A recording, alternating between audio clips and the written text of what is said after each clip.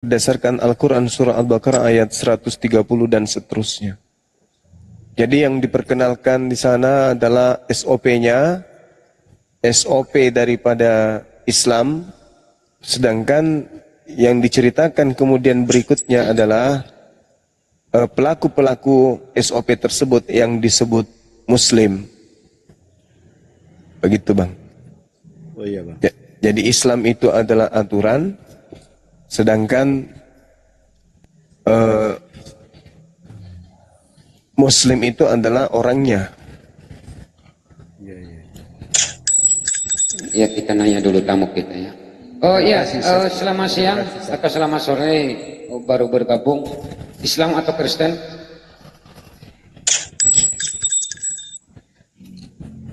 Selamat bergabung yang baru bergabung.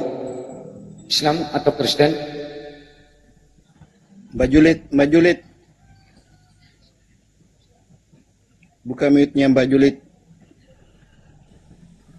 Oh, ya, waalaikumsalam. Islam, Bang. Oh, Islam. Oh, maaf dulu Bunda. Apa mau dipertanyakan sama Gurunda atau kalau ada nanya baru turun baru dibahas Gurunda karena kita mau naikkan oten ini Gurunda. Ya silakan.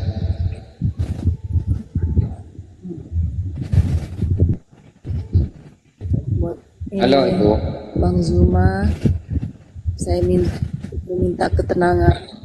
Ya, saya cuma meminta ketenangan Bang Zuma, tolong. Maaf,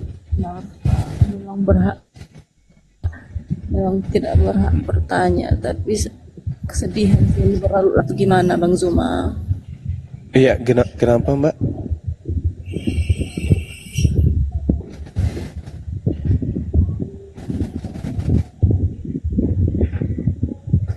Silakan Bunda, apa mau ditanya? Ya, kenapa turun dia? Sedih dia. Ada apa? Kalau masalah ekonomi mungkin kita bisa arahkan ke Pegadaian. Kalau masalah laki-laki ke kantor KUA. Apa kira-kira ya? Ya Allah.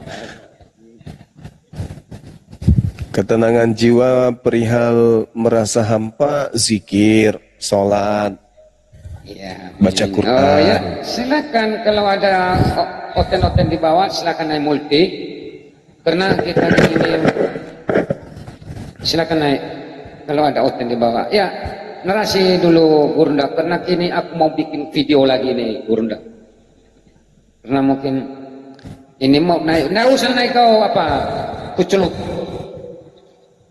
Ya, silakan narasi. Iya, sambil Gurunda kita bernarasi, saya sedikit ingin bertanya, ya.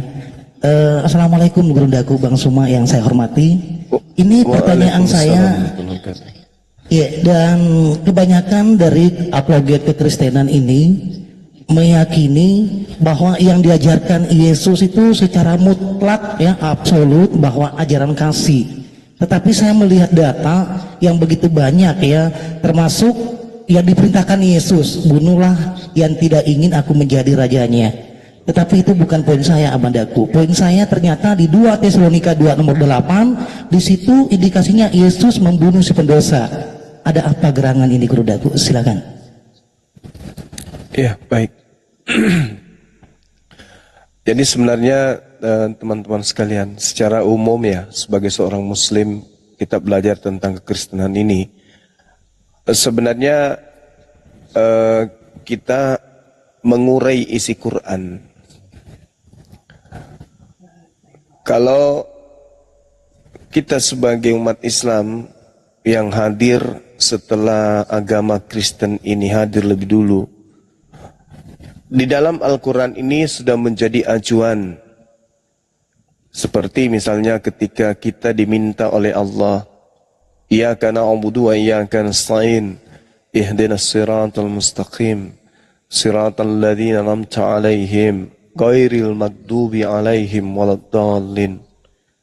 Jadi orang-orang yang zalim yang dimaksud di sini ya Karakter-karakternya itu sudah diterangkan di dalam Al-Quran, dan fungsi Bible di sini adalah sebagai pembuktian, ya, bahwasanya apa yang diceritakan Al-Quran, tipikal yang ada di dalam Al-Quran ceritakan tentang orang-orang kafir itu ternyata betul. Di dalam kitab mereka itu diterangkan hal-hal yang nampak jelas kezaliman itu nyata. Tadi saudara kita mengambil 2 Tesalonika 2, di situ berbicara mengenai tentang kedurhakaan sebelum datangnya dewa dalam konsep mereka. Pada waktu itu si pendurhaka baru akan menyatakan dirinya, tetapi Tuhan Yesus akan membunuhnya dengan napas mulutnya dan akan memusnahkannya kalau ia datang kembali.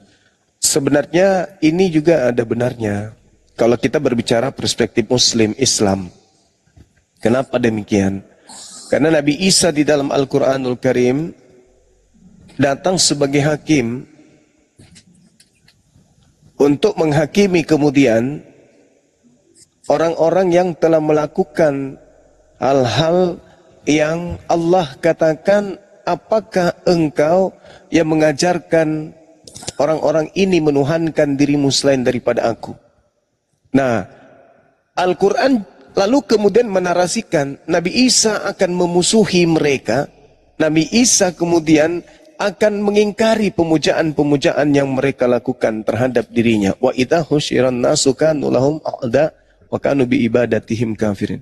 Pada hari terakhir nanti Isa akan memusnahkan mereka semua. Makanya ada sabda Rasulullah akan mematahkan salib, itu maksudnya. Pembunuh babi-babi itu maksudnya. Jadi pada waktu itulah si pendurhaka iblis akan menyatakan dirinya.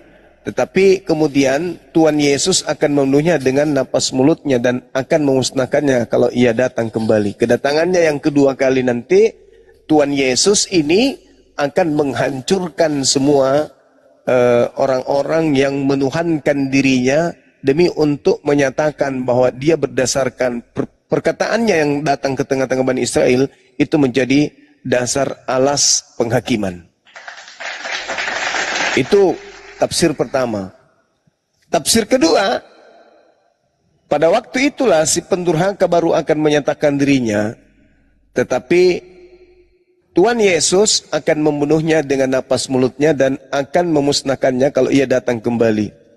Artinya bahwasanya Yesus datang kembali untuk yang kedua kali, kembali kepada apa yang tertuang di dalam Yohanes 12 nomor 48. Barang siapa yang menolak aku, dia sudah ada hakimnya, yaitu firman yang pernah aku ucapkan kepada mereka di tengah-tengah Bani Israel. Firman itulah kelak yang akan menjadi hakimnya di akhir zaman. Nah, jadi orang-orang ini akan dimusnahkan, pendurhaka terhadap diri Yesus ini akan dimusnahkan, jelas ya hukumnya adalah neraka. Seperti itu, Bung. Terima kasih banyak Gurundaku, luar biasa. Sehat selalu padaku. Silakan yang lainnya. Sama-sama. Dan untuk oten-oten di bawah yang mau naik ya diskusi kepada Gurunda Bang Suma. Jadi kami berharap yang berhikmat ya, yang tidak kerasukan Robel Sibul, karena bahayanya Robel Sibul itu bisa berdampak ke tidak warasan sebagaimana Yesus mengalaminya sehingga datang keluarganya untuk mengambil dia di Markus 3:21. Jadi hilangkan itu, tetaplah membawa adab yang baik dengan ilmunya. Silakan Gurundaku host. Assalamualaikum warahmatullahi wabarakatuh. Waalaikumsalam warahmatullahi Waalaikumsalam warahmatullahi wabarakatuh. Gurunda kami yang terhormat, Salam kenal ya Bang Juma ya, semua Bang. Ya Bang. Bang Suma. Ya tunggu. Siap. Ada tamu kita. Oh, ya. Selamat sore. Selamat sore yang baru bergabung. Selamat sore. Lokas. Assalamualaikum ya. warahmatullahi Islam Kristen. Enggak. Kurang lagi ceramah nih. Islam Kristen. Komal ini dibatasi ya? Iya Bang. Karena dibatasi Bang. Karena apa Bang? Oh, peringatan, kita peringatan ya. Ya. Karena ditombak aja terus aku, Gurunda, ditombak terus. Oh, Bang Suma, ada ini. Siap. Saya orang Makassar juga, Bugis Makassar. iya, iya. Ada rencananya teman-teman mau bikin tilawatil Quran di TikTok. Maka tersebut Iya. Itu sudah pernah terjadi, sudah pernah diadakan oleh teman-teman. Ada siapa yang kemarin adakan itu tilawah? Uniripa kah atau siapa? Pernah diadakan itu sama teman-teman. Oh, iya. Kebetulan saya hadir. Ya, silakan. Ya. Kebetulan Bang Penjelajah ini adalah bendaharanya. Masya Allah. Iya, iya, iya. Luar biasa. Kemarin Saya juga salut pernah sama- yang ada mengadakan tahun kemarin kalau nggak salah. Ada yang adakan. Oh, tahun ini. Akulah Yesus yang kau aniaya. Mati Mija. Agak boleh. Agak boleh. Tomalahasa. Siloteiro.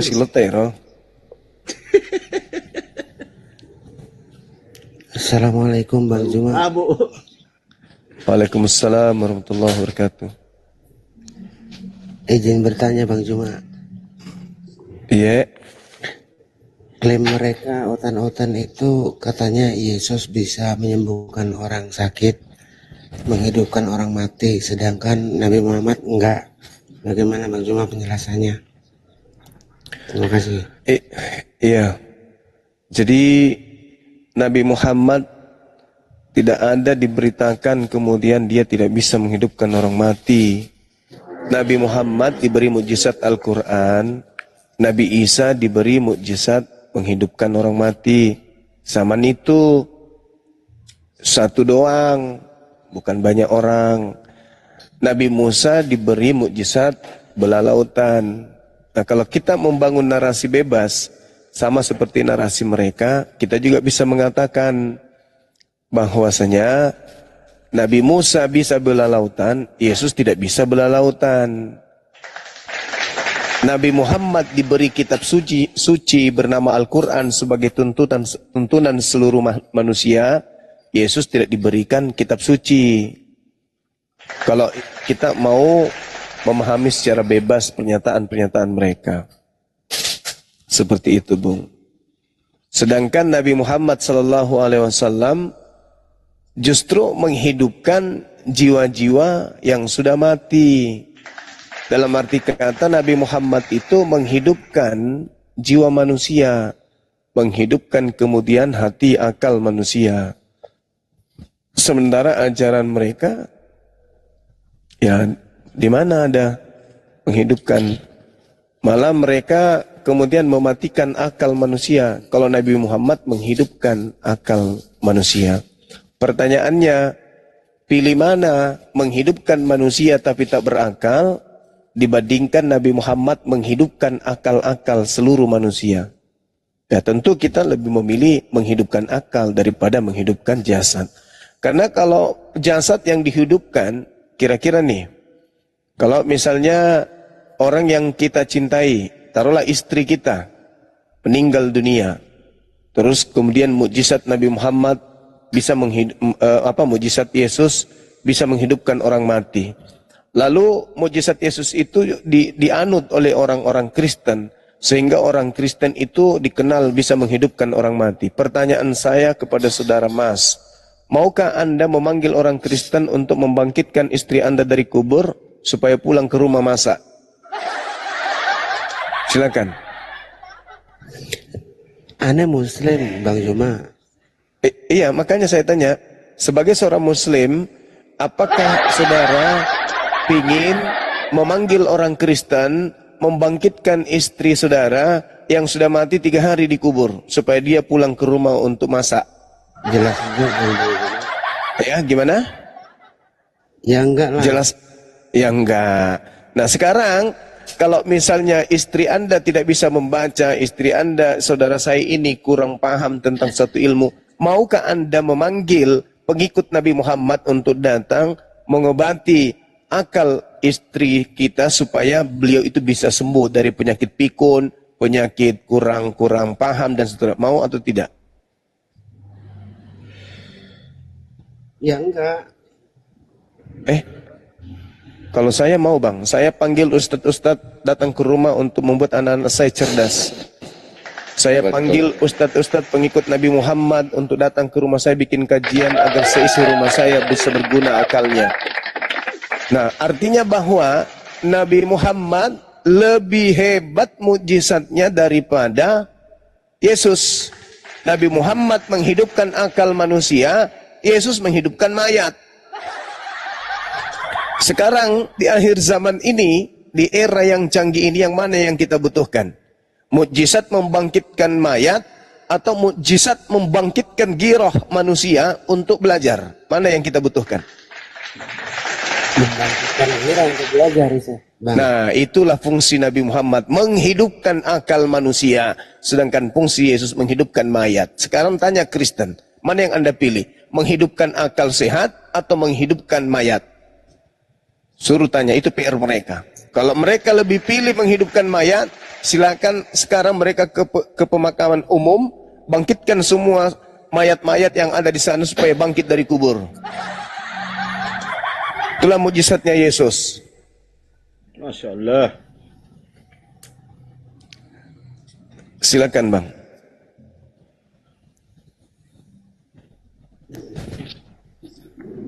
Iya, itu kan klaim mereka, Bang Juma. Iya, artinya kita selalu diuntungkan. Kada aflahal mu'minun, beruntunglah orang-orang mukmin. Subhanallah. Klaimnya mereka itu klaim orang kepepet. Oke lah, Yesusmu hebat bisa membangkitkan orang mati. Nah sekarang kalian ikuti nggak itu mujizatnya Yesus? Oh diikuti. Nah kalau diikuti silakan kau bangkitkan semua orang mati. Apa yang terjadi di Indonesia ini ketika kuburan-kuburan terbongkar dan keluar mayat-mayatnya semuanya? Ayo. Mayat datang ke rumah, tok tok tok tok, minta minum pak. Kira-kira masih tentram hidup ini kalau mayat naik semua dari kubur. Mayat yang sudah 100 tahun, 500 tahun datang ke rumah tiba-tiba minta makan sementara yang ada tinggal tulang dengan giginya yang goyang-goyang. Mati ya. Dan enggak ada manfaatnya, itu hanya sekedar mukjizat biiznillah, dengan izin Allah di tengah-tengah kaum Israel supaya mereka paham bahwa yang hadir di tengah-tengah mereka ini adalah nabi, bukan anak zina. Nah yang dibutuhkan kemudian di akhir zaman bukan lagi yang seperti itu, yang dibutuhkan adalah ilmu. Bukan lagi orang mati keluar dari kubur. Terkait orang lumpuh bisa berjalan, sudah ada ilmu kedokteran. Buta melihat, sudah ada ilmu kedokteran. Seperti itu saudara. Justru bermasalah di agama mereka tentang mukjizat itu bang. Kenapa? Di dalam kitab Ibrani 9 ya. Ibrani 9. Di situ diterangkan kemudian, kalau nggak salah Ibrani 9 nomor 27. Sama seperti manusia ditetapkan untuk mati hanya satu kali saja. Dan sesudah itu dihakimi. Ini jadi masalah. Kenapa jadi masalah? Ibrani 9:27 sama seperti manusia ditetapkan mati satu kali saja. Setelah itu dibangkitkan dan untuk dihakimi. Nah, sekarang permasalahannya Lazarus yang dibangkitkan oleh Yesus hanya akan mengalami kematian satu kali saja. Berarti Lazarus masih hidup sampai sekarang dong. Orang-orang yang bangkit setelah gempa kepenyaliban Yesus, kuburan-kuburan terbuka, orang-orang kudus bangkit dari kubur dan berjalan masuk ke Yerusalem, berarti masih hidup sampai sekarang dong. Dan kalau kiamat terjadi, orang-orang yang bangkit dari kubur yang tadi itu tidak mati lagi. Berarti setelah kiamat masih ada orang yang tidak mati. Kenapa? Karena kematian manusia hanya sekali saja menurut Bible. Jadi Lazarus hari ini masih hidup. Karena dia sudah mati satu kali, nggak mungkin lagi mati. Bahaya. Nah inilah kehancuran Kalau orang beragama tidak menggunakan akal, piti ambak-ambaki, piti percaya doang, hanya modal yakin, hanya modal imani saja, tak ada menggunakan akal, maka surat kepompong pun dianggapnya firman Tuhan. Coba orang Kristen yang cerdas ini, yang profesor, yang botak kepalanya mengkilap ini, tunjukkan di mana sekarang Lazarus. Saya mau ajak ngopi Lazarus. Ayo, sekalian ajak dia main gasing. Kan mati cuman sekali. Mati cuman sekali. Berarti Lazarus tidak mati lagi. Mana dia sekarang? Sudah 2000 tahun usianya Lazarus. Manusia terunik. Usia sampai 2000 tahun. Nah, mana Lazarus? Gak ada. Berarti ini apa? Dongeng atau apa ini? Dalam kitab mereka. Ya bukan main catur, Bang. Saya mau ngajak dia ngopi. Bang Juma, sekalian jadikan dia saksi. Iya. Bang Juma, ini agak melenceng sedikit. Berarti dia di aturan nikahnya itu, berarti kalau tidak ada aturan nikah, berarti dia berzina ya? Iya, jelas. Tapi masalahnya sekarang adalah siapa yang mengajarkan mereka menikah? Sementara Yesus tidak menikah.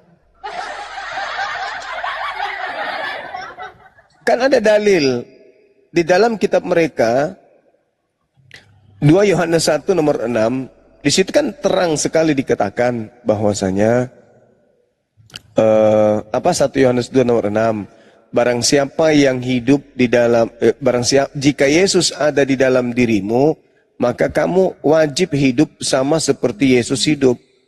Wajib loh. Nah, Yesus hidup tanpa istri, Yesus hidup tanpa menikah. 1 Yohanes 2 nomor 6. Barang siapa mengatakan bahwa Yesus ada di dalam dia, maka dia wajib hidup sama seperti Kristus telah hidup. Nah, Kristus hidup tidak beristri. Kalau mereka ini pengikut Yesus, maka mereka memang harus tidak punya istri. Memang serba salah orang Kristen ini. Serba salah. Serba salah. Atau jangan-jangan 1 Yohanes 2 nomor 6, Kristus yang dimaksud di situ adalah iblis. Jangan-jangan, kita nggak menuduh. Kita nggak menuduh.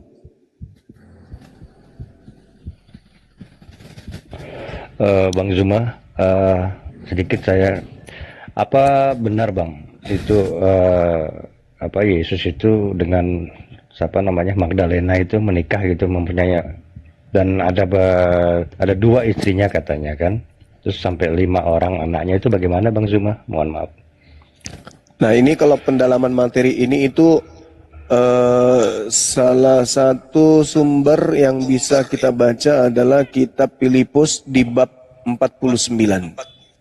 Di situ diceritakan Maria ini adalah istri daripada Yesus.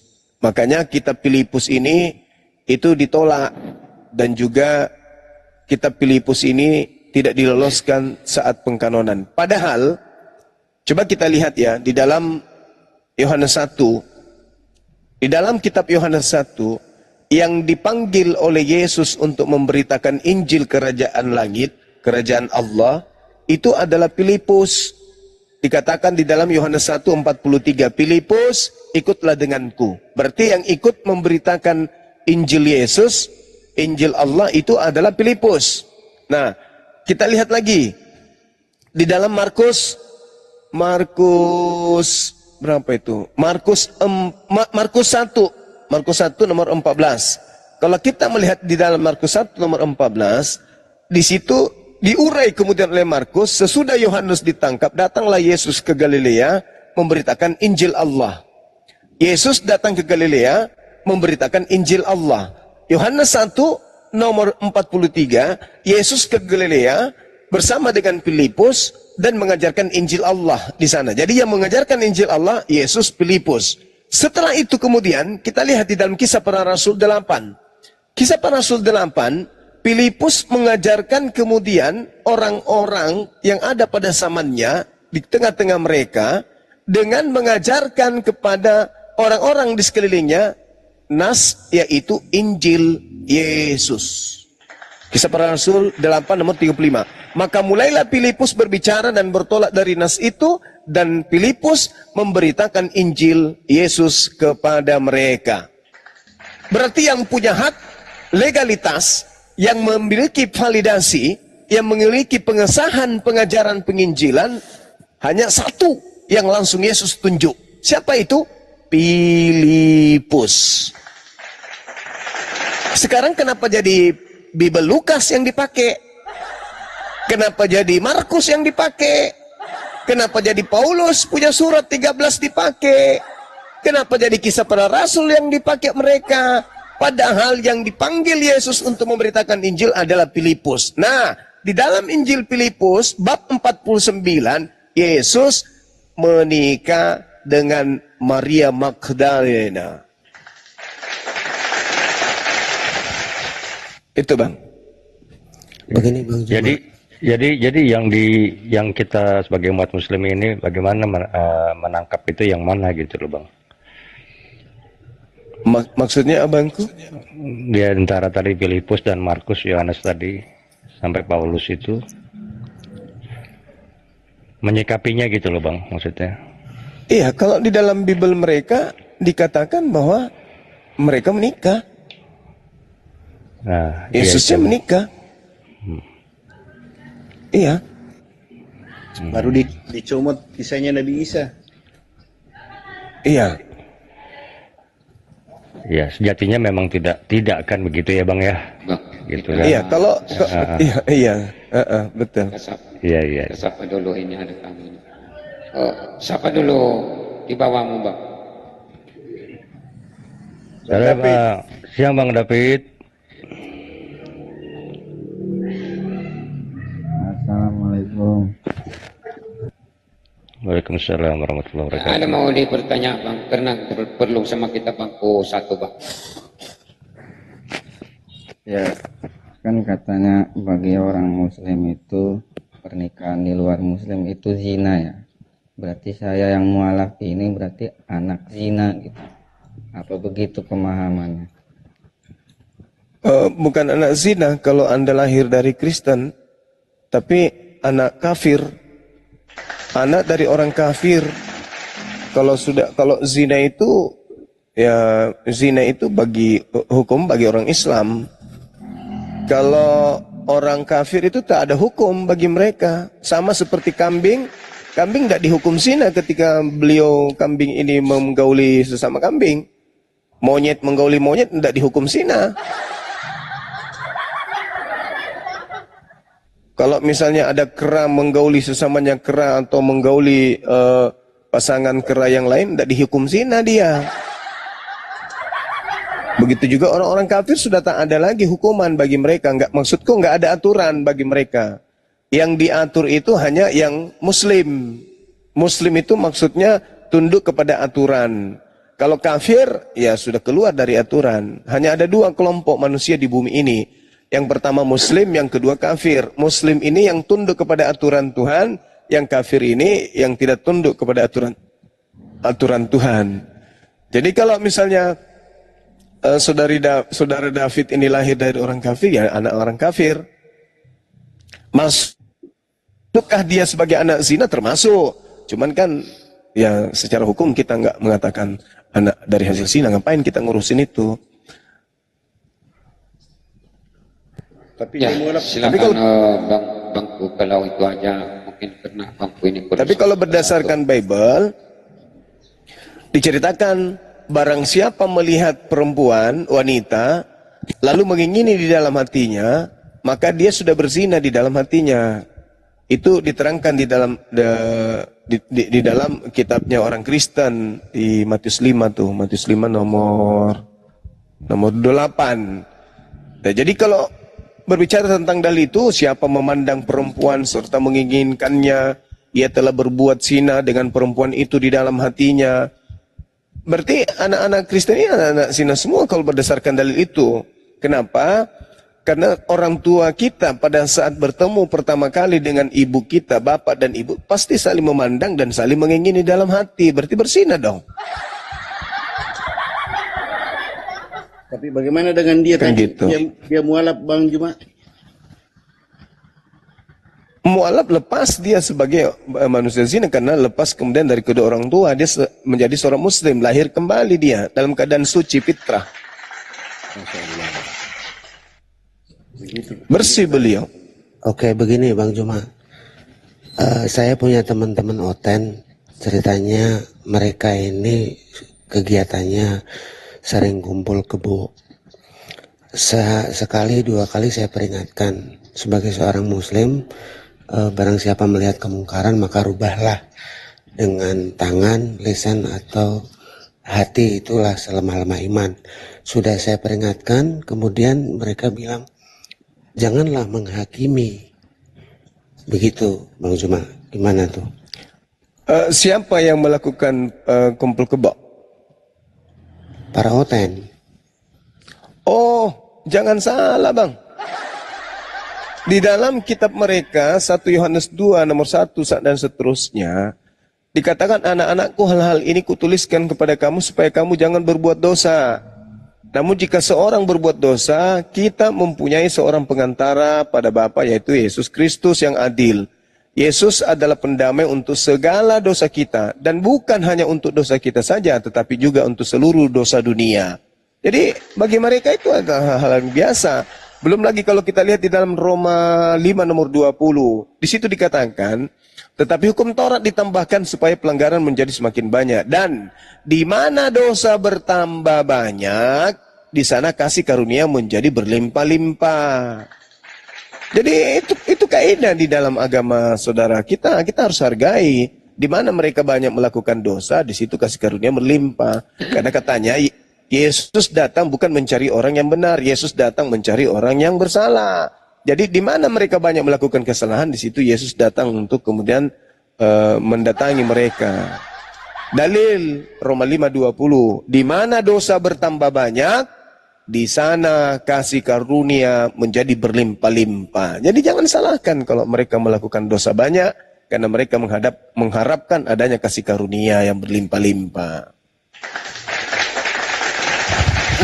Begini juga Bang Juma, ada hari itu kan, menanya dulu, di komal kita yang ditombak hari itu Bang Juma ya.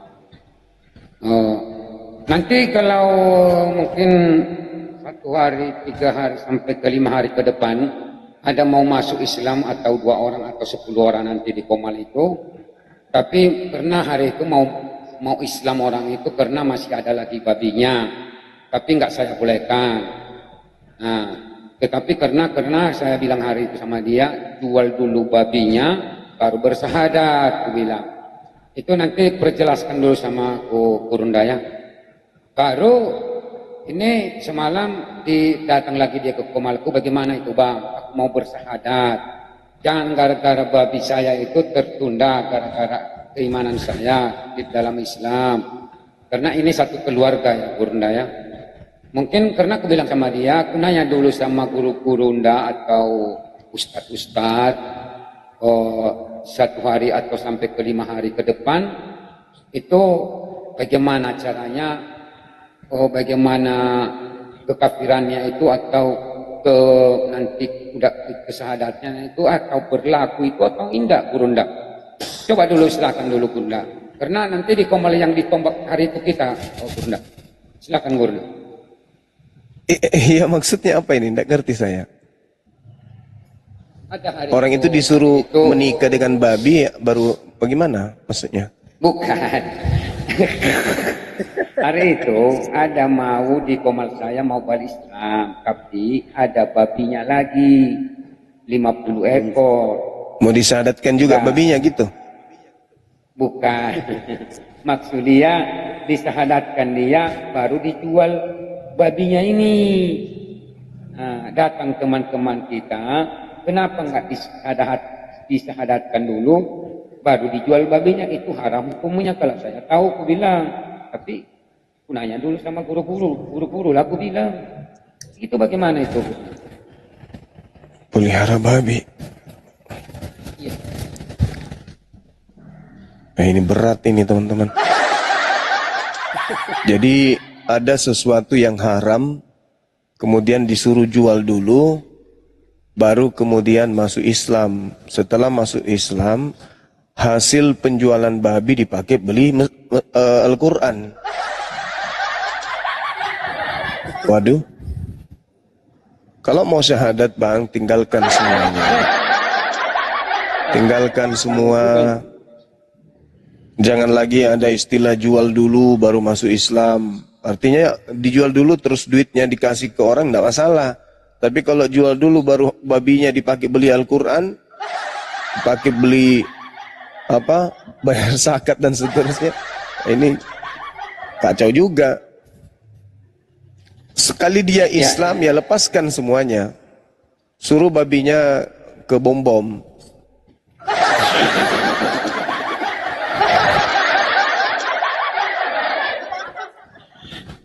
Itu bagaimana caranya itu, Gurunda? Ya sudah, kalau mau dia sudah yakin, lepaskan semuanya. Kan harus diuji memang orang Islam itu.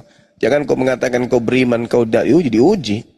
Udah serahkan, lepaskan babi. Nah, begini karena udah berjanji aku sama dia Gurunda kan 4 hari ke depan.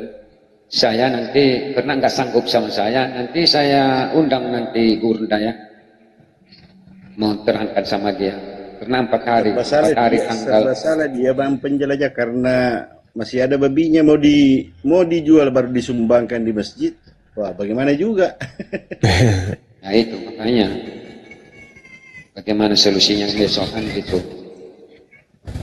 Satu-satunya jalan ya lepaskan semua. Ya kalau ada oten di bawah silakan naik. Oten naik multi, ayo silakan. Sambil nunggu oten nih Bang Host, izin saya Bang Zuma, Insya Allah ini saya dengan Bang Host dengan beberapa teman ini akan mengadakan MTQ ya di TikTok ini Insya Allah. Nah maksud saya kami di sini kiranya berkenan Bang Zuma nanti pada acara finalnya itu bisa kami jadikan tamu kehormatan di situ. Pembukaan Bang juga. Kira-kira. Insya Allah Bang. Masya Allah, tabarakallah, Insya Allah, alhamdulillah. Ya, mungkin seperti itu aja Bang Zuma. Terima kasih sebelum atas waktunya. Ya, nanti saya undang nanti Bang Zuma, nanti saya undang langsung nanti. Alhamdulillah, terima kasih Bang. Baik. Oke teman-teman, saya izin makan siang sebentar. Silakan dinaikkan oten-otennya, kita tatar lagi baik-baik otaknya. Jangan lupa obeng, tang, gergaji untuk perbaiki otak-otak rusak ini. Ya, lanjut dulu, izin sejenak, silakan. Ya, makasih. Ya, silakan. Ini selamat siang, selamat sore baru bergabung. Selamat sore. Selamat sore baru bergabung. Silakan Bang. Kak Hos izin turun ya. Assalamualaikum, sehat-sehat semuanya. Ya, waalaikumsalam warahmatullahi wabarakatuh.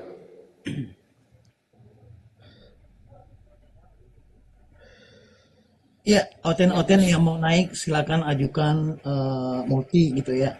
Tinggal klik yang tertulis undang gitu ya, diklik itu. Gurunda lagi makan.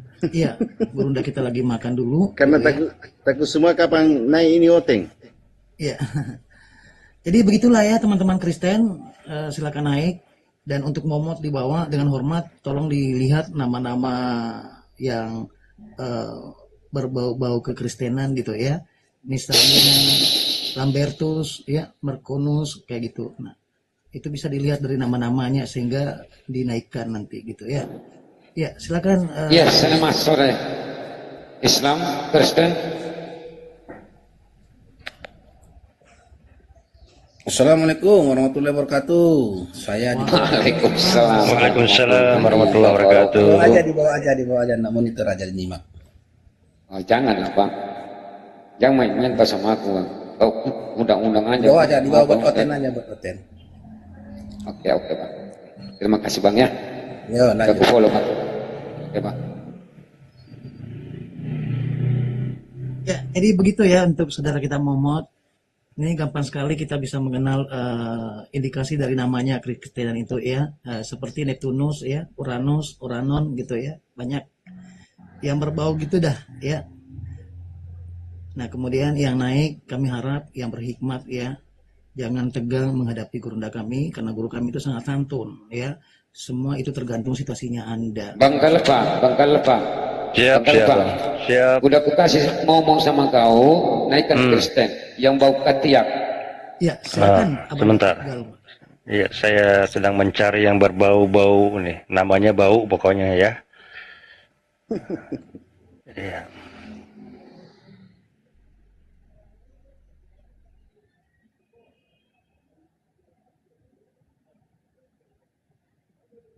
Iya, tadi itu Banda Host, babinya banyak. Dilema Bang Teraping, Bang Iya, Teraping. Iya, Banda. Buru-buru mereka multi ini. Kayaknya hotelnya nontonnya dari luar beranda semua. Nah itu dia. Oke, jadi yang masih di luar Komal ya, tidak ada keinginan untuk masuk karena malu-malu, itu jangan sampai terjadi ya. Silakan aja masuk ya. Baik Anda memonitor di bawah supaya bisa mendapatkan pencerahan yang baik dari guru kami Bang Dabang Suma ya. Dan yang akan mau naik ya, mau membela ranah keimanannya, kami harapkan dengan hormat supaya bawa adab ya, kesadaran serta tunjukkan ajaran kasihnya Anda ya. Jangan dikit-dikit mudah ya kerasukan roh Belzebul. Dampak dari roh Belzebul adalah ketidakwarasan, itu jelas tuh di Markus 3:21. Yesus terindikasi itu sampai keluarganya datang mengambil dia. Ya seperti itu ya teman-teman Kristen, silakan naik. Di sini ada guru kami Salang Waras, kemudian Abanda Bang Gen, Bang Herba, dan Gurunda Bang Penjelajah, dan Bang Galva dan saya sendiri ya. Di sini ada temanya mati terkutuk di tiang salib. Mungkin pendekatan kita sebelum Gurunda kita sudah makan gitu ya, yang mengolah dan mengajak Anda diskusi. Nanti saya akan memberikan pengantar. Kenapa hostnya menerasikan ini mati terkutuk di tiang salib? Pendekatan kami adalah Galatia 3:13. Nah, orang yang terkutuk ternyata mendapatkan api yang kekal. Seperti itu Kristen laknatullah alaihi. Lanjut abadaku Bang Galva. Iya, ini saya udah searching ini. Ini yang bau-bau nggak ada nih Bang. Jadi orang yang orang yang spontan semua jadi Islam adalah anak buah. Amin, insyaallah, masyaallah. Nggak ada, nggak ada. Kalau yang di bawah ini nggak ada nih. Yang bau-baunya nggak ada. Makanya nggak terdeteksi sama hidung saya juga nih Bang. Nggak ada. Ya mungkin benar tadi dari beranda dia nontonnya supaya nggak ditarik kan gitu ya. Tadi ku pental tadi.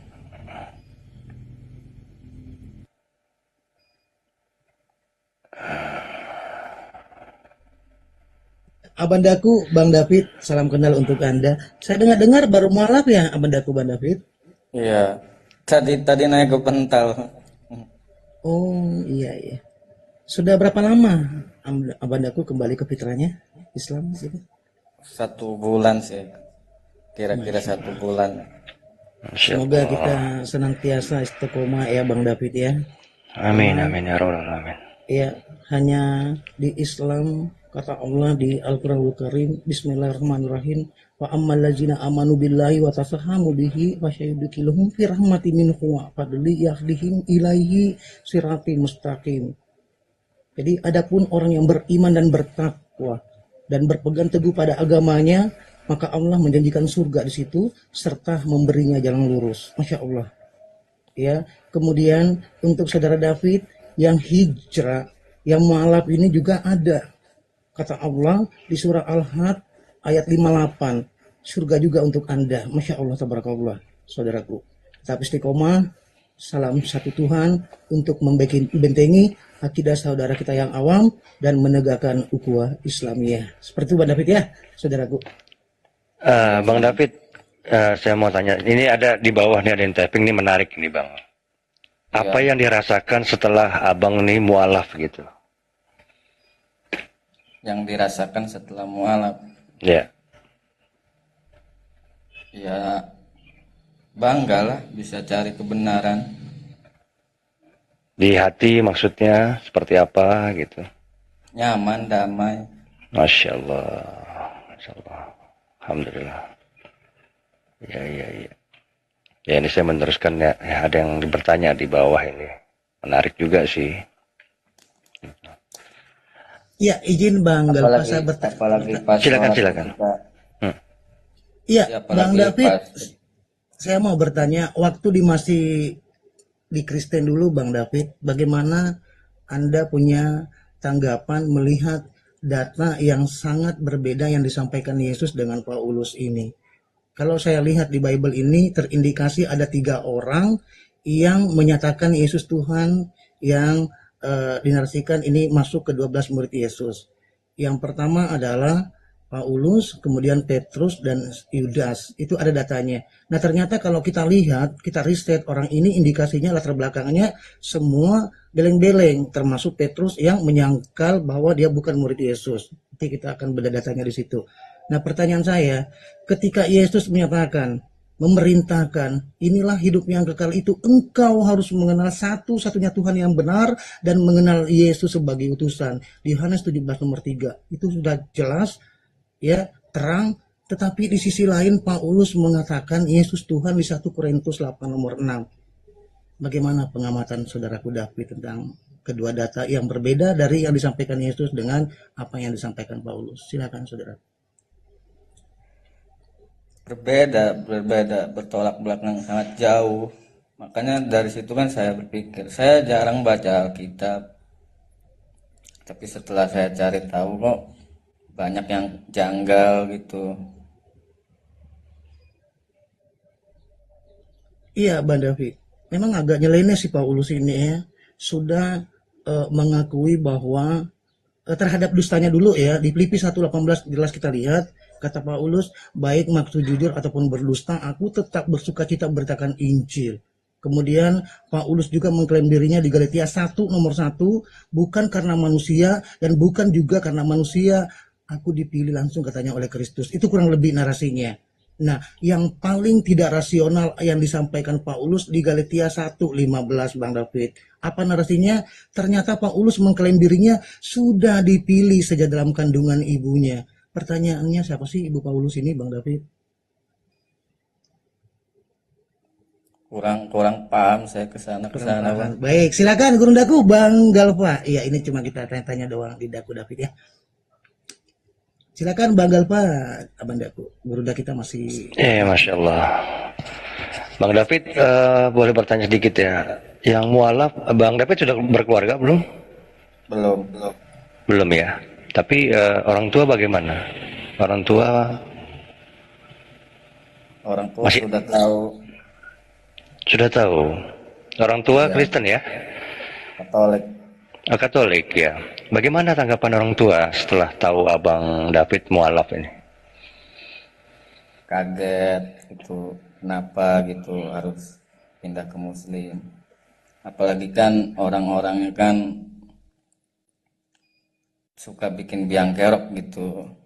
Makanya gitulah agak nggak suka gitu. Tapi seiring berjalannya waktu sih ya terima-terima aja gitu Bang. Alhamdulillah. Karena biasanya banyak yang mualaf itu dibuang dari keluarganya, Bang. Ya. Gitu kan. Tapi ya Bang David ini tidak ya. Alhamdulillah. Jadi apa? Sering ini kah? Sering bertanya-tanya apa maksudnya sering ngobrol tentang apa mungkin orang tuanya menanyakan menurut David sendiri minta sebagai anak itu bagaimana pandangan tentang Islam apa bagaimana itu apa sering ngobrol seperti itu? Yang apa sih yang ibu tahu mah Islam itu ajarannya kacau gitu. Terus apa penjelasan Bang David ke beliau apa? Ya kan kalau lihat itu kan ajarannya kata saya kan, jangan orang-orangnya. Semua agama juga kan ada oknumnya. Masya Allah ya. Ya inilah Bang Terapi ya. Ini Masya Allah Bang David ini mualaf tapi tidak ditendang dari keluarganya ya. Itu kita bersyukur di situ. Saya apresiasi juga kepada orang tua Bang David memberikan kebebasan kepada Bang David ya untuk memilih agama yang benar. Insya Allah ya doa saya semakin istiqomah ya. Dan Bang Mawan, Bang David ya mungkin untuk kedepannya carilah mursyid ya, pembimbing ya, untuk mempelajari Islam itu sendiri. Insya Allah. Silakan Bang Host mungkin. Saya mau tanya sedikit nih sama David. Mas David. Ya. Mas David masih tinggal satu rumah sama orang tuanya ya? Iya, tapi sekarang lagi ngekos saya. Oh, lagi ngekos. Iya. Iya, di khawatirnya gini sih. Misalkan dalam satu rumah, kemudian ada orang tuanya masak yang Mas David nggak bisa dimakan, nggak bisa makannya, begitu kan? Iya. Iya. Tapi kalau udah ngekos ya bagus lah. Cuma itu sih saya tanya.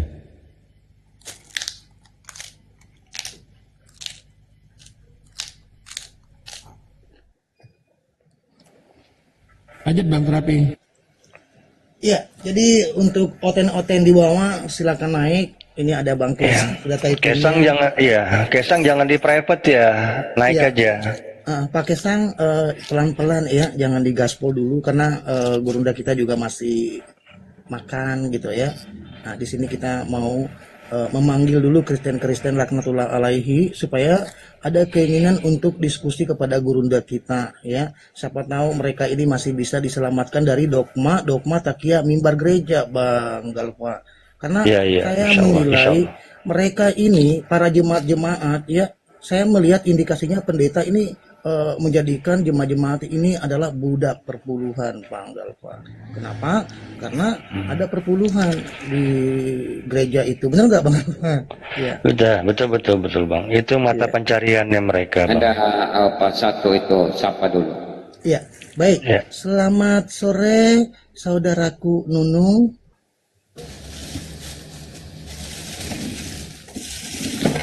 Selamat sore saudaraku Nunung, Kristen apa Islam? Assalamualaikum kalau Islam saudaraku. Mbak Nunung. Selamat sore, Anda Islam atau Kristen saudara? Ya, final calling untuk Mbak Nunung. Selamat sore, Assalamualaikum kalau Islam saudaraku. Ya, mungkin izin host diturunkan saja. Beliau cuma lagi mencuci kedengarannya ini, ya. Oke, Oten silakan naik, ajukan multi, ya. Jangan malu-malu domba, ya. Tunjukkan, ya, keilmuan Anda, bela ranah keilmuan Anda di atas komal ini. Di sini ada gurunda kita Bang Suma yang akan mencerdaskan. Ya, ada ini Kristen satu ini baik ini, orang baik ini. Iya, ya, silakan. Selamat sore. Assalamualaikum warahmatullahi wabarakatuh. Oh iya, apa mau dinanya ini Bunda? Iya. Apa mau dinanya?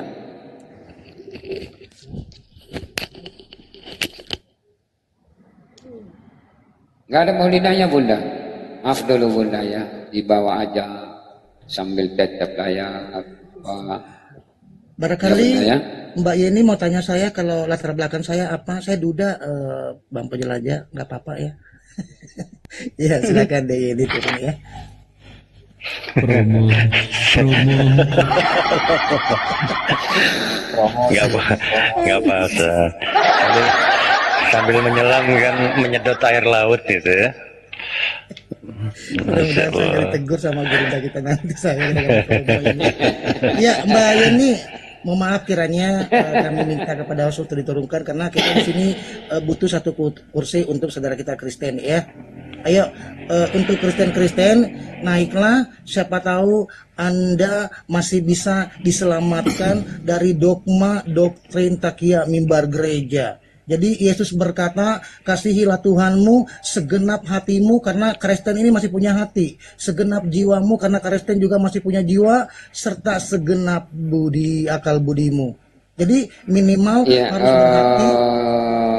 Kamu yang dibawa post ulang kepada kawan-kawan atau Kristen posti ulang bagaimana ini tamu kita tadi 500 ini udah mentok ini nggak bisa akunnya nggak bisa membagikan ini pembatasan. Saya batasi. Pembatasan itu ya.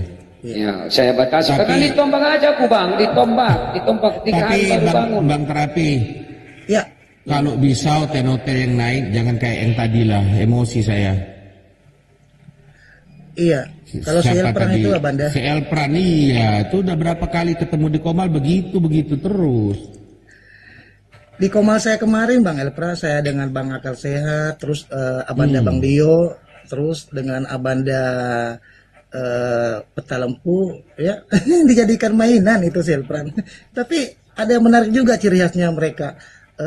Saya juga Gurunda, tenang, ya jangan geleng-geleng dulu gitu kan. Terus adindanya itu loh. Kadang-kadang orang ini nyelenehnya ya Allah. Iya, emosi juga itu andindanya itu. Di pikirannya andinda dia bulat. Iya. Soalnya dia merubah kitabnya, Bang. Dia merubah kata-katanya kitabnya. Pegang kuat-kuat katanya ya. Aduh. Apa yang harus dipegang? Orang Nias itu. Orang Nias. Oh, orang Nias ya. Iya, orang Nias. Enggak, saya itu kalau saya tadi gini Bang Terapi ya, dia kita bawa data suruh buka dia baca, tapi di situ dia rubah-rubah. Nah itu yang saya marah itu. Ini khutbah pembodohan ini. Bukan cuma muslim yang mereka mau ini tipu. Sesama mereka kalau ada hotel yang dengar juga ketipu. Baru dia ketawa-ketawa. Iya, dia ketawa. Iya, Abandaku Banggen. Sama juga dengan perempuan itu tadi. Sangat mengagung-agungkan bahwa Yesus ini bangkit sendiri. Pas saya buka di Kisah Para Rasul itu ternyata banyak saksi yang melihat Yesus ini dibangkitkan. Macet kan dia, ya kan? Saya tadi minta bukakan 3 data. Nggak ada yang mau dia bukakan. Iya. Karena kalau ada Kristen di bawah naik multi karena bangku kita satu, kalau orang kita Islam mungkin tidak usah lagi naik mungkin ya. Tetap aja layar di bawah lah. Mereka pikir kapan itu Yesus dimuntahkan Allah sehingga menjadi manusia. Karena di situ firman menjadi Tuhan. Di mana silakan naik Bang, udah aku kasih tanggalnya Bang. Bang apa ini? Silakan naik Bang. Di mana kitabnya mengatakan bahwa firman itu adalah Tuhan? Saya undang Bang. Silakan naik Bang. Iya, itu dia Bang Herbal. Jadi jurus andalannya Oten itu yang sering kita dengar ya. Di Yohanes 1:1, nyemplungnya di Yohanes 1:14. Kemudian bila sudah tersisi, mainnya di judul perikop. Ya, pas kita tanya perikop ini firman Tuhan tidak? Macet juga ngebantah ya kan. Ujung-ujung ngejol perikopnya kayak tadi dia bilang itu nyanyian, ya semuanya nyanyian. Dia enggak bisa jawab itu Bang. Kalau bilang di mana firman itu, di mana di kitabnya firman itu dikatakan bahwa Tuhan. Firman itu adalah Tuhan. Nah itu dia Banda. Sebenarnya kalau kita melihat dari konteks Yesaya ya, ada tuh narasinya seperti ini kurang lebihnya. Firmanku telah keluar dari mulutku dan tidak akan kembali dengan sia-sia. Ya, jadi firman ini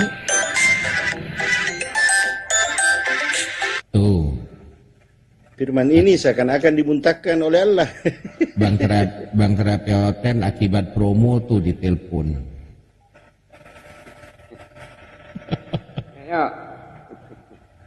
Ayo Oten naik, silakan naik Oten naik lagi lah Oten. Susah Bang. Kalau memang benar-benar dia yang mau ini, apalagi ada Bang Zuma. Ya mudah-mudahan aja Oten mau naik. Kalau enggak ya pencerahan dari Bang Zuma. Ya, cerah aja lah.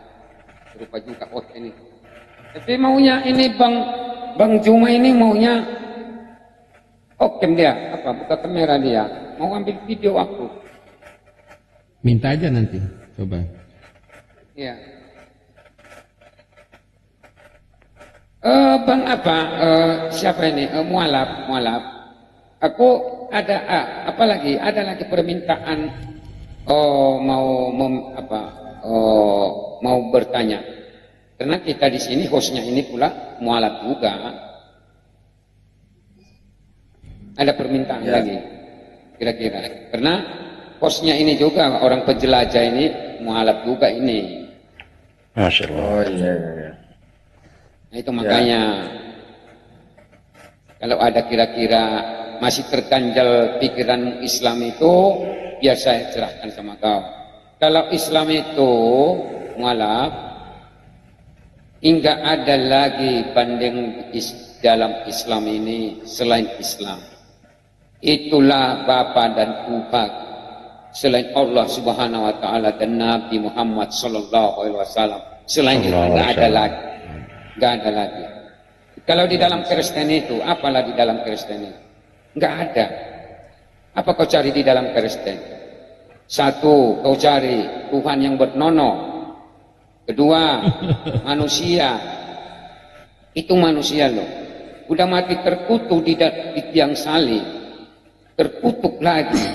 Mayat lagi. Dikubur mayatnya sampai sekarang gak pernah nampak di Bibel. Nah, jangan lagi kau lari. Jangan lagi kau murtad. Kalau udah Islam. Jalankanlah Islam itu benar. Kalau Islam itu udah benar, udah betul. Kalau Islam itu.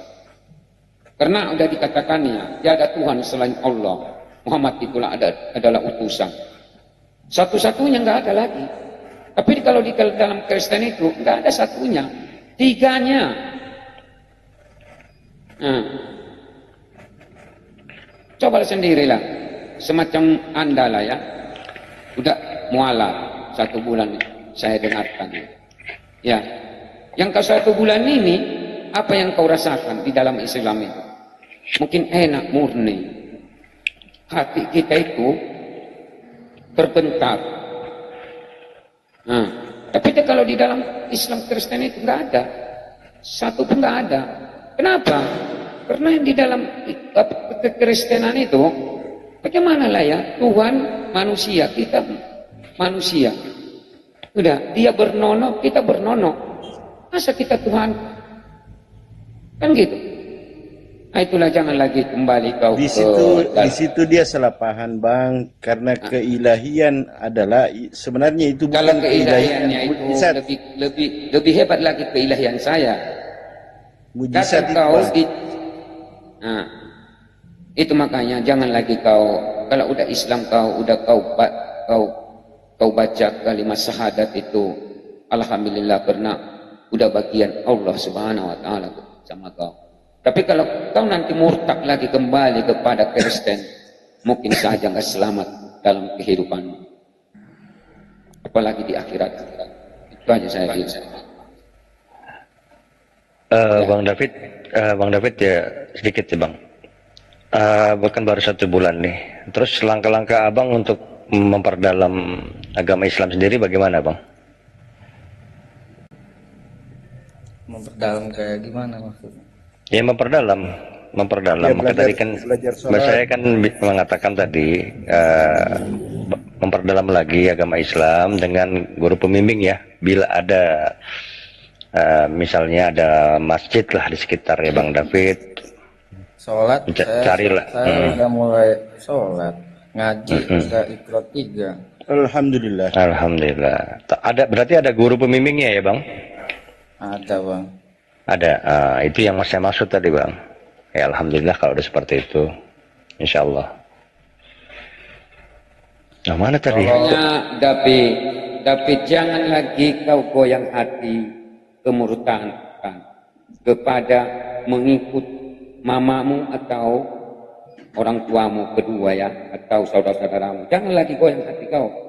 Inilah agama yang benar, atau Tuhan yang benar, atau membawa kita di akhirat kita. Islam inilah satu-satunya. Ya David ya. Iya Bang. Tapi kalau Bang David umur berapa sekarang? Apa? Bang David umur berapa sekarang? 25. Belum nikah ya? Belum, Bang. Oh iya.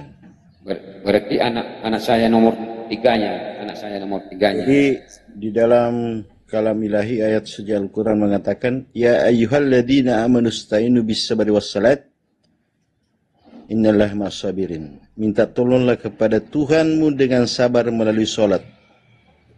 Jadi kalau misalnya abang punya keresahan, tidak apa-apa minta bang. Secara bahasa Indonesia, Allah tahu semua.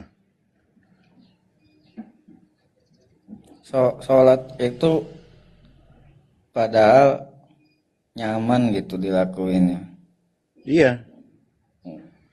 Itu awal-awal sih ngira itu nggak ada capeknya ya orang Muslim itu sholat tiap hari. Tapi kalau udah dilakuin sih enggak gitu maksudnya.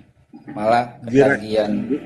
Gerakannya itu bang mengandung kalau dilarikan di apa namanya diteliti di kedokteran itu mengandung makna semua.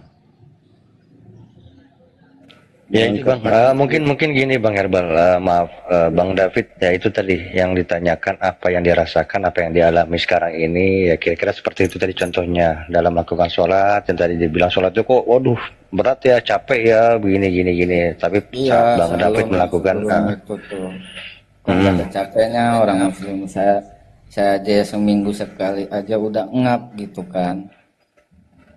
Iya. Ini mah tiap hari pagi bangun ya kan dingin gitu. Ya kalau ada Kristen di bawah silakan naik multi pun jadilah. Padahal itu satu pun Kristen naik berarti udah kalian apa semua non Muslim atau Kristen semua atau Oten semua. Silakan. Nampak kan sudah saya scroll kayaknya nggak ada, saya lihat PT-nya nggak ada yang nonton. Jadi gini ya. Bang Terapi Gurunda. Iya Bang Daku. Jadi saya ini kan ada juga ya mu'alaf yang kerja sama saya ini, ada beberapa orang sebenarnya, tapi saya sebut satu saja. Itu perempuan Desember nanti mau menikah kan? Iya. Nah dia dari keluarganya diusir, makanya ikut dengan saya, kerja dengan saya, tidurnya di tempat kita juga.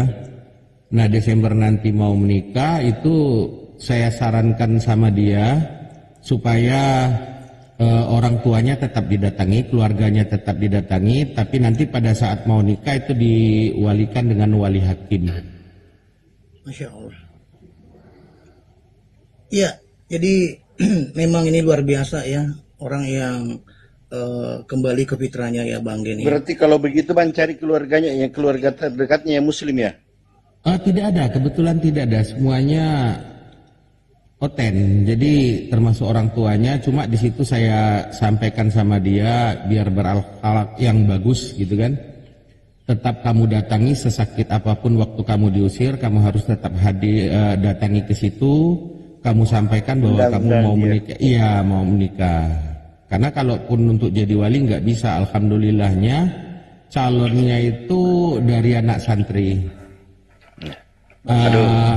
Iya dari pesantren, dia buka usaha toko kelontongan.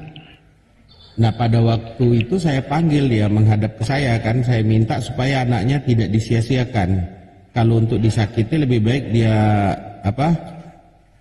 tunda dulu, iya tunda dulu, biar selesai dulu. Ya, maaf bang, tadi ini ada nih Nathan nih, dia anunya Innocent itu. Tadi sudah naik tapi turun lagi, saya undang lagi. Naiklah Nathan, naik ya. Iya. Nathan, ayo naik lagi. Lama tak bertemu Nathan, ayo silakan di sini. Mumpung ada Gurunda Bang Zuma.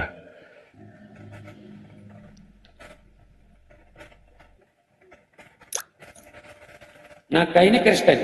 Naka ini Kristen. Nathan ya. Kristen. Iya. Ya silakan naik. Silakan naik Nathan. Udah saya jambak ya, tapi tadi udah naik sebentar terus turun lagi.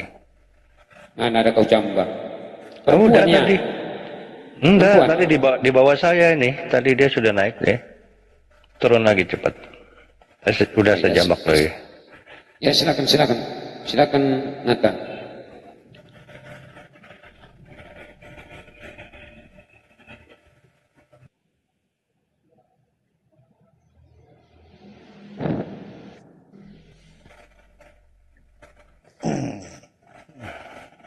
Nah mungkin Bang David bisa diteruskan lagi Bang, apa pengalaman Abang ini Bang?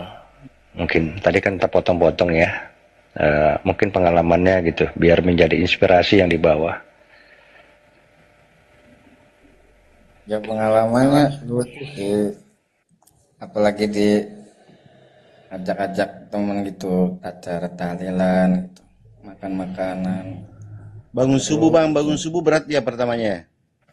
Ntar dulu Bang Herbal biarin dulu, selesaikan dulu, maaf. Ya diajak-ajak gitu tahlilan gitu kan. Kadang tahlilan tuh lama gitu. Terus ada yang bilang lagi tuh kadangnya tahlilan itu nggak ada ajarannya. Terus ada yang bilang Islam ini ada, nggak apa-apa katanya tahlilan. Tuh gimana sih? Ada yang bilang boleh, ada yang bilang nggak boleh tuh.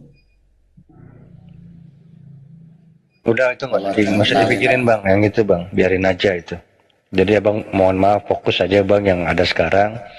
Jangan dipikirkan yang tidak boleh atau ada yang mengatakan ini bid'ah segala macam. Jangan fokus ke sana dulu Bang. Iya, padahal kan apa sih? Kalau tahlilan kan kumpul-kumpul gitu Itu kan. kalau yang begitu kan Bang. mempererat saudara juga ya gitu. Lagi kan makan-makan gitu. Itu kalau yang begitu Bang, itu ada terkandung pencerahan di situ. Pencerahan. Ada yang ceramah kalau ada tahlilan begitu. Ya, baik. Ada tamu, kita sapa dulu abang-abangku semua ya. Boleh? Ya silakan Bang. Nah ini. Iya, selamat sore saudara Tarantu. Aduh. Ada. Ya, jadi intinya Dinda David tetap istiqomah dan senantiasa berbakti kepada kedua orang tua, senantiasa berdoalah selalu kepada Allah, serahkan semuanya kepada Allah, mintalah kepada Allah, tak kala kita bermunajat khusyuk dan selalu taat kepada perintah Allah yang 5 waktu. Ya, kembalikan kepada niat tulus kita. Insya Allah dari semua itu Allah akan berikan rahmat yang lebih baik untuk kita. Amin. Allahumma amin. Ya, Dinda David. Ya, yang dibawa positif dulu sama teman-teman. Kalau ada Oten atau Kristen atau pengikut Yesus Kristus, silakan naik multi penjadi. Jangan takut. Kok takut? Naik turun. Jangan kok takut. Kami makan orangnya di sini loh. Debat kita ini bukan mencari menang atau kalah, mencari kebenaran. Yang mana kebenaran itu, dan disitulah. Itu. Silakan naik teman-teman Kristen yang dibawa. Nah, saya sengaja undang, silakan naik. Jadi untuk Kristen yang sudah dijambak kepada host kami, penjelajah, saudara kami gitu ya, janganlah Anda menolaknya atau Anda terkesan malu-malu domba gitu ya. Silakan saja naik. Di sini kita tidak mencari kemenangan, tetapi kita mau mengedukasi anak bangsa. Ya sebatas itu aja ya. Kami nggak bisa menggugah ranah keimanan Anda, tetapi tak kala kita sedang berdiskusi, kita harus sesama menguatkan argumen yang berdasarkan literasi. Semua ada pendukung dari kitab sucinya, kan seperti itu saudaraku Oten. Ya, saya boleh tambahin guru-guru ya.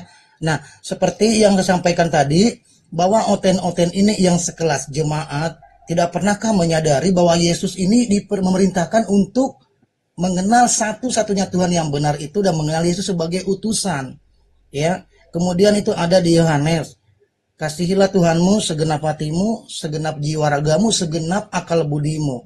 Nah, kalau ini Anda tidak mengedepankan, maka sia-sialah hidup Anda. Karena Yesus mengkonfirmasi untuk mendapatkan karunia minimal harus berakal budi. Di mana itu? Anda baca sendiri di Amsal 13:15. Ya. Jadi untuk mendapatkan karunia itu harus berakal budi. Ya, bukan berakal tapi mendengar takyah mimbar gereja yang disampaikan oleh bapak-bapak pendeta. Ya. Renungkanlah. Karena nengok ini kurda ini piki-piki ini nanti nggak bangun lagi ini piki kurasa ini kali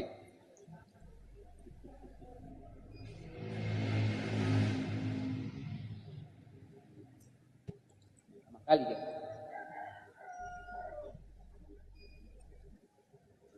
Iya, Oten ini. Kurda jangan pergi kurda ya, jangan pergi narasi dulu kurda ya. Iya. Gurunda kita mungkin sudah selesai makan, kita panggil dulu. Assalamualaikum Gurundaku, Bang Suma, sudah selesai makannya Abanda? Ya, mungkin beliau masih jauh dari perangkat. Jadi begitu teman-teman ya, Oten-oten dibawa naik aja, nggak usah malu-malu, nggak usah sungkang gitu ya. Di sini kita cuma mau edukasi gitu ya, bukan mau menghujat Anda gitu atau menyerang teman Anda, tidak ya. Ya ada tamu silakan sapa. Kita sapa dulu. Selamat sore Nanda. Assalamualaikum kalau Islam saudariku. Waalaikumsalam warahmatullahi wabarakatuh. Masya Allah. Islam ya. Ya, Islam. barangkali ada yang mau disampaikan saudaraku Nanda. Gak ada, saya lagi nyimak tadi. Oh gitu. Sehat keluarga di rumah saudaraku? Sehat, alhamdulillah sehat. Kami dari Aceh nih. Oh iya, siap abandaku. Iya, mohon maaf abandaku Nanda, kita turunkan dulu, kita mau mengosongkan satu kursi untuk saudara kita Kristen. Boleh ya abandaku? Boleh. Assalamualaikum warahmatullahi wabarakatuh. Waalaikumsalam warahmatullahi wabarakatuh. Iya, silakan Oten-oten di bawah. Anda naik itu ya, penuh dengan adab yang baik. Karena setiap dijambak oleh host, Anda tidak menerima undangan itu. Saya jadi teringat data di Bible itu seperti ini narasinya, ya. Kurang lebihnya seperti ini ya bandaku host. Baiklah, sekarang aku menjadikanmu penjala manusia. Harusnya jala ini kan tempatnya untuk di laut. Tapi Yesus berkata, ikutlah padaku, akan aku jadikan engkau penjala manusia. Nah kami di sini seperti mau menjala Anda gitu ya. Mengajak Anda naik gitu ya. Ya silakan. Selamat ya, ada tamu. Sore. Selamat sore. Selamat sore. Yang baru bergabung selamat sore. Sapa dulu. Ya, selamat sore abandaku Bang Bagus. Selamat sore, assalamualaikum warahmatullahi wabarakatuh. Waalaikumsalam warahmatullahi wabarakatuh. Waalaikumsalam warahmatullahi wabarakatuh. Ah itu otennya di bawah, rekomet udah mulai bulu kotetnya keluar. Ternyata menjala ya umat binasa Islam katanya. Hello, yang dinarasikan di Bible itu murid Yesus diminta untuk menjadi penjala manusia. Entah siapa yang mau dijala gitu ya. Tentu bukan Islam dong, karena yang dienyakan ini dan juga sampai Yesus mengiblis-ibliskan itu adalah kalian Kristen laknatullah alaihi ini. Yesus tidak mengenal Kristen. Itu yang Anda harus ketahui, ya. Yesus untuk Bani Israel. Assalamualaikum warahmatullahi wabarakatuh. Waalaikumsalam. Waalaikumsalam warahmatullahi wabarakatuh. Apa mau dipertanyakan Bang? Ya, lanjut. Ya. Karena kita perlu bangku ini satu atau dua. Ini Bang Reform ini sudah saya jambak 2 kali nih, ditolak-tolak terus. Ya. Nggak usah tapping di bawah deh. Mendingan aja di bawah ya. Ayo naiklah kalau mau naik. Nggak usah tapping banyakan tapping kebiasaan. Ya, Gurunda. Udah siap makan Gurunda? Gurunda, udah siap makan Gurunda? Gurunda Bang Juma, udah siap makan? Mungkin sedang asar, Bang. Ya, mungkin beliau sembahyang asar dulu dah. Udah asar ke sana? Udah. Udah, kayaknya. Di wilayah Makassar sudah kayaknya. Ya, untuk repor, aduh namanya panjang banget. Silakan naik. Kita boleh diskusikan ini ya sambil menunggu Gurunda kami Bang Suma. Anda menyatakan bahwa harus dibaptis. Saya ingin memberikan pencerahan kepada Anda. Semoga Anda punya keinginan untuk membahas ini. Di data Matius itu dikatakan seperti ini. Baptislah mereka, jadikanlah semua bangsa muridku. Nah ini sebenarnya kalau saya bertanya, yang dimaksudkan bangsa murid Yesus ada enggak dari luar Bani Israel yang ke-12? Kalau itu merasa berat Anda untuk menjawabnya, cukup Anda menjawab saya dengan seperti ini. Tak kala saya bertanya, kalau baptislah mereka, jadikanlah semua bangsa muridku, ada enggak murid Yesus yang dibaptis atau membaptis? Oke? Sambilan Gurunda, Bangda Bang Suma, saya siap head to head dengan kalian, Karesten laknatullah alaihi. Kita bahas ini. Silakan naik. Ya, lanjut abandaku Banggalwa. Apa enggak ada Kristen di bawah 300 sekian.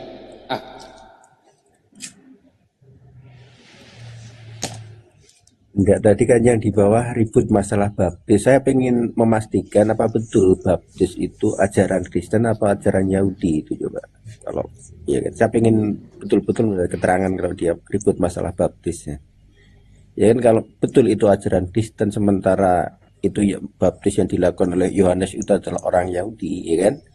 Padahal mereka mengatakan setelah Yesus tidak ada, ya kan ajaran Yahudi tidak berlaku karena ya, orang Yahudi kan pakai hukum Taurat, itu loh. Saya ingin konfirmasi itu. Ya kan betul ya, saudara-saudara kalian? Iya, betul Abanda. Memang kalau kita lihat Bible ini, Banda Bang Salang, agak nyeleneh.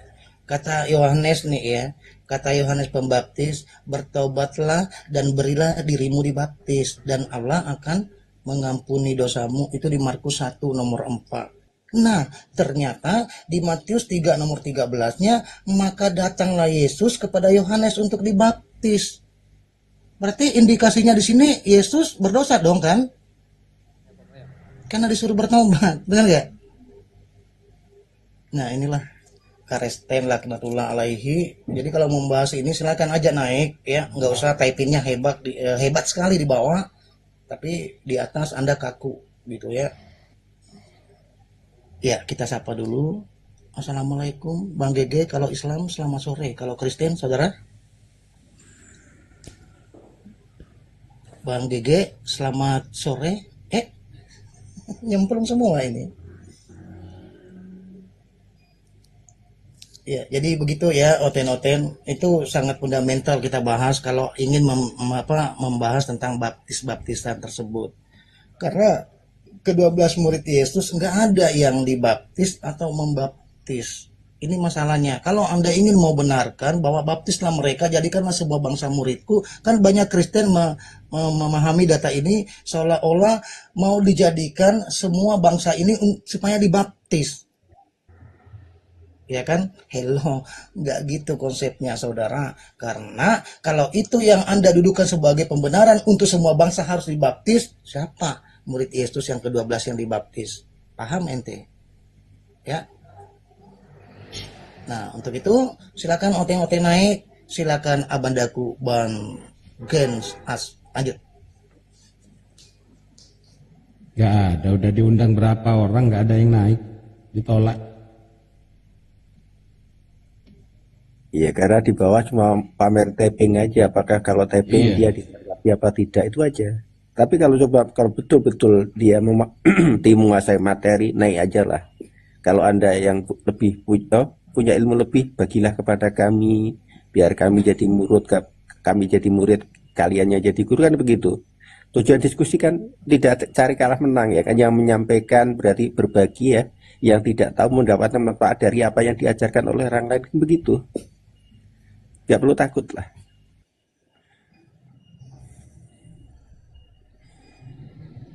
Ya apalagi tadi yang mau promosi masalah baptis. Nah ini keren ini.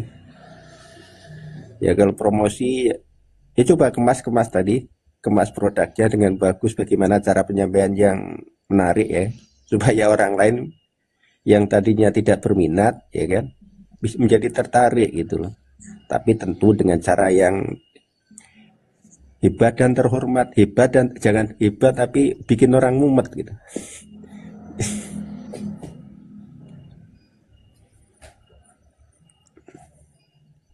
Kayaknya nggak ada lagi. Oke, buat host gurundaku semua, Bang Terapi Oten, Bang Zuma, ini ada gurunda. Buat adik saya David ini ya, yang baru mu'alaf, semoga istiqomah. Buat gurundaku Galpa semualah. Saya amit mundur dulu karena ada pekerjaan yang harus diselesaikan ya. Tafadol abandaku. Iya, assalamualaikum warahmatullahi wabarakatuh. Waalaikumsalam warahmatullahi wabarakatuh. Ada lagi typing di bawah, Oten takut dikeroyok. Enggak, di sini kita konsisten ya, di komalnya Bang Penjelajah ini insya Allah kita konsisten. Di sini ada gurunda kami Bang Suma, kita serahkan sepenuhnya ya. Jadi waktu dialog itu kepada beliau ya, karena beliau lagi makan tadinya, mungkin melanjutkan sholat, maka kami isi sedikit ya supaya algoritma kita berjalan, jangan sampai turun powernya gitu kan. Iya Bang Salam, kenapa sih Oten ini ketika kita berdiskusi kepada mereka itu pasti Yohanes 1:1 ini nggak pernah lepas dari ingatannya. Iya, gimana karena ini Bang Salam? iya, karena ayat andalannya kan cuma itu. Andalannya cuma itu. 1 sama 14 kan, tapi 17-nya Ya ditolak. silakan naik Oten, naik multi ya, naik multi. Kalau ada Oten naik multi. Nah itu dia Bang Salam. Yohanes 1:1 pada mulanya adalah firman, nyemplung di Yohanes 1:14, jadi manusia firman itu. Ya kan? Padahal banyak data yang membantah itu. Ada di Keluaran kalau nggak salah atau di Bilangan, Tuhan ini bukanlah manusia sehingga dia berdusta atau menyesal. Masa Tuhan manusia? Pasti dong ada penyesalan, ya, menyesal dan berdusta. Ya, apa indikasi dari dusta ini? Coba kita lihat. Yesus ya menyatakan, memerintahkan kepada muridnya, ya, pergilah ke tempat pesta itu. Aku belum pergi karena waktuku belum tiba. Enggak lama di data lainnya ternyata Yesus juga ke sana. Ya. Itu salah satu indikasinya. Jadi belum lagi yang namanya terkait perbuatan-perbuatan yang tidak terpuji itu masih banyak bisa kita lihat ya.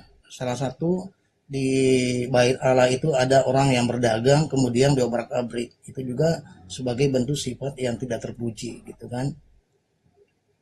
Ya. Jadi Oten untuk memahami firman itu adalah perkataan yang keluar ya, keinginan Bapa, karena Bapa itu memiliki karya. Jadi saya sedikit bermain rasional guruku Bang Salam Waras ya. Kalau Tuhan memiliki karya, Oten seringkali kita tanya, percaya nggak karya Tuhan? Percaya. Nah sekarang indikasinya begini, tak kalah kita dengan pikiran sekarang kita kan satu. Ini juga sering dibawa oleh Kristen. Aku dan Bapa adalah satu. Ya, rasional kita berpikir seperti ini. Anda dan pikiran Anda sekarang adalah satu. Kemudian Anda olah membuat satu benda, katakanlah itu kursi. Ya, singkat kata kursi itu jadi.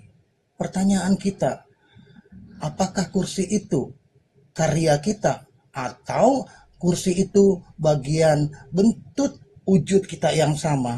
Kan tidak. Kursi ya kursi, itu bagian karya kita, tetapi tidak menyerupai wujud kita. Benar nggak Bang Salam Waras? Iya, kalau bahasa sederhananya gini, ya kan, kalau orang mau beli kursi di toko mebel itu kayak kalau yang penting kayu kan mending beli pohon ya. Kan pohon juga bisa didudukin gitu. Tapi kalau mereka kan nggak terima itu. Pakai bahasa sederhana seperti itu saja kalau menurut saya. Iya, kalau udah Bang Juma bangun, udah siap makannya, Bang Juma siap sholatnya, coba narasi dulu Bang Juma. Gurunda, halo Gurunda.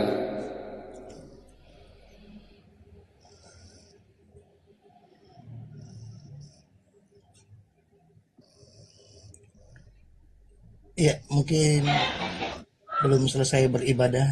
Ada saudara kita. Ada tamu itu, sapa dulu.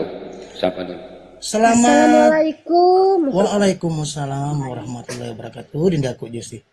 Assalamualaikum Pak Beleng. Saya Muslim. Ya. Waalaikumsalam. Ada mau dipertanyakan? Enggak ada, tadi ada yang tarik saya, Bang. Oh ya, mungkin momok dari bawah itu kurang saya. Ya, silakan kalau nggak ada pertanyaan, mungkin karena perlu sama kita bantu. Iya, Dinda penjelajah, ini